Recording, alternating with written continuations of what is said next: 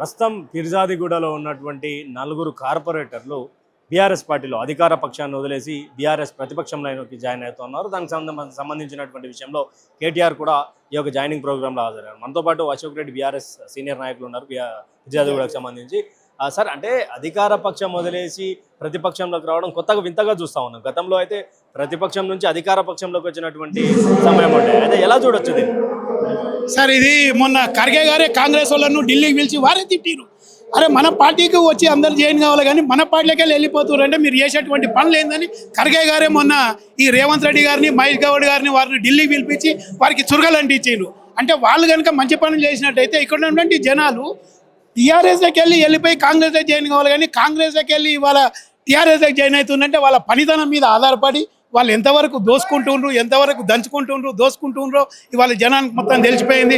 Especially Hyderabad జనాలకు చాలా తెలిసిపోయింది. హైదరాబాద్లో ఇంతకుముందు టీఆర్ఎస్ ప్రభుత్వం ఉన్నప్పుడు దాదాపు 40-42 బ్రిడ్జిలు కట్టి వితిన్ 5 సంవత్సరాలని అందుబాటులోకి తీసుకొచ్చిండ్రు.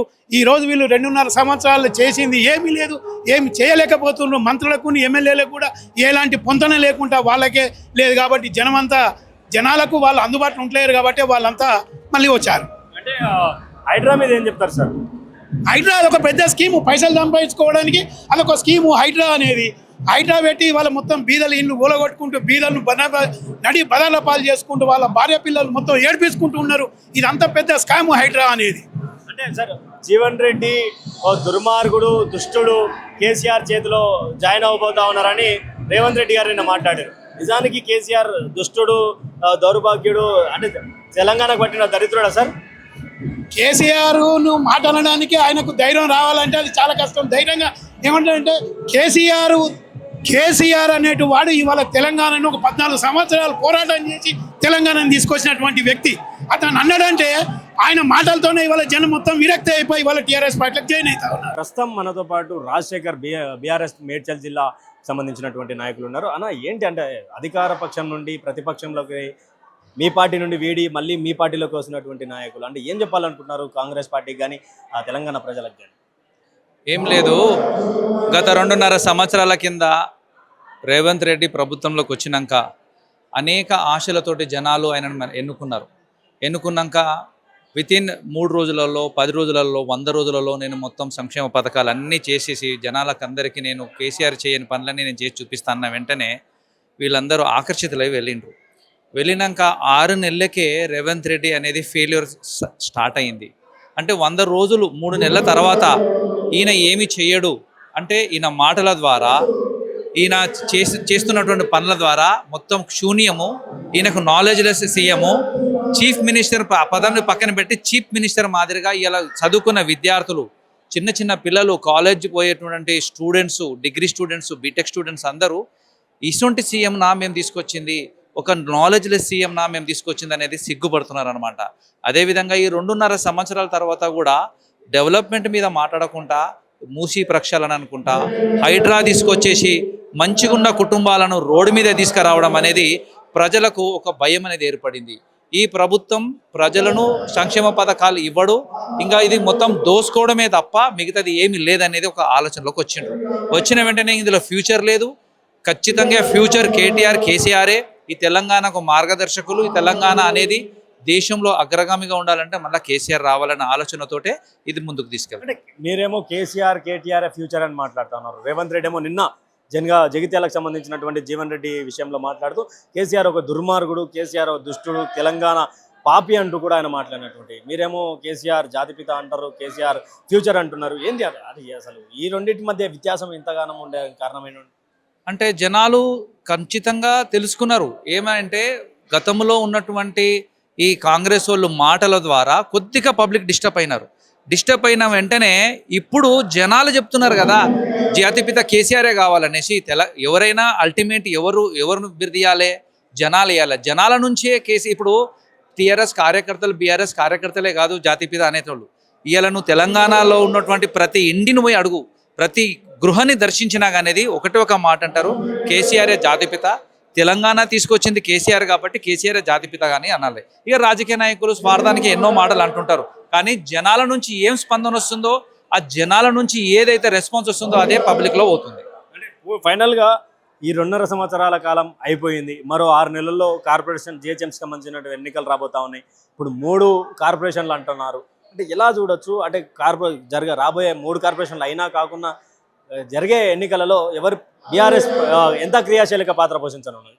100% ఒకవేళ రేవంత్ రెడ్డి మూడు కార్పొరేషన్లు పెట్టినా బీఆర్ఎస్ పార్టీ 100% గెలుచుకుంటుంది. 3 మేయర్లు బీఆర్ఎస్ పార్టీ అవుతుంది. రేవంత్ రెడ్డి కూడా తెలుసు, ఇప్పుడు కానీ నేను ఎలక్షన్లు పెడితే మేము గుండు సున్ననే వస్తుంది, జనాలు మాకు ఓట్లు వేసేందుకు సిద్ధంగా లేరు, జనాలు మమ్మల్ని నమ్ముతలేరు, జనాలు అసలు మనం పోయి ఎలక్షన్లకు పోతే మనకు రెస్పాన్స్ ఇవ్వరు అనేది కూడా రేవంత్ రెడ్డికి తెలుసు. బహుశా నేను అనుకుంటున్నా ఇప్పుడైతే ఎలక్షన్లు పెట్టాడనుకుంటున్నా. ఒకవేళ రేవంత్ రెడ్డి ఎలక్షన్లు పెడితే 100% 3 మేయర్లు బీఆర్ఎస్ అవుతుంది. హైదరాబాద్లో గతంలో చూపించినటువంటి రెస్పాన్స్ ఏదైతే నువ్వు అన్నిటికన్నీ ఎట్లాగైతే ఎమ్మెల్యేలు గెలిపించుకున్నారో అంతకన్నా రెట్టింపుగా భారీ మెజారిటీ తోటి ఇలా బీఆర్ఎస్ కార్పొరేటర్లు అన్ని గెలుచుకుంటారు. ప్రస్తుతం మనతో పాటు బీఆర్ఎస్ పార్టీకి సంబంధించినటువంటి దమ్మాయిగూడ మాజీ కౌన్సిలర్ హరిగౌడ్ ఉన్నారు. ఆయనతో మాట్లాడే ప్రయత్నం చేద్దాం. అంటే ఎలా చూడొచ్చు ఈ జాయినింగ్ ప్రోగ్రామ్ అధికార పక్షం నుంచి దీంట్లోకి రావడం? అంటే ఇది రెగ్యులర్ క్వశ్చన్ కావచ్చు, కానీ అధికార పక్షం నుంచి ప్రతిపక్షంలోకి రావడం అంటే ఏంది అసలు? దీనికి రీజన్ ఏమై ఉంటుంది? ప్రభుత్వము ఫెయిల్ అయింది కాబట్టే అధికార పక్షం నుంచి రావడం అంటే, అది కూడా మాజీ కార్పొరేటర్ రావడం అంటే అది మనం అర్థం చేసుకో. ఇప్పుడు మామూలు లీడరే అధికారంలో ఉన్నారంటే రాలేరు. అంటే ఇక్కడ అర్థం చేసుకోండి, బీఆర్ఎస్ పార్టీ ఎంత బలంగా తయారవుతుంది కేసీఆర్ నాయకత్వంలో అని దీనికి నిదర్శనం ఈరోజు జైనింగ్ ప్రోగ్రామ్. మీ పార్టీ నుండి వీడి మీ పార్టీలోకి మళ్ళా వస్తున్నారు అంటే ఎందుకు వెళ్ళారు, ఎందుకు వచ్చారు అనుకోవచ్చు వీళ్ళు? అక్కడ మొదట్లో రేవంత్ రెడ్డి గారు ప్రభుత్వము ఉచిత bus, current free, gas free, ఇవన్నీ ఫ్రీ ఇచ్చారు.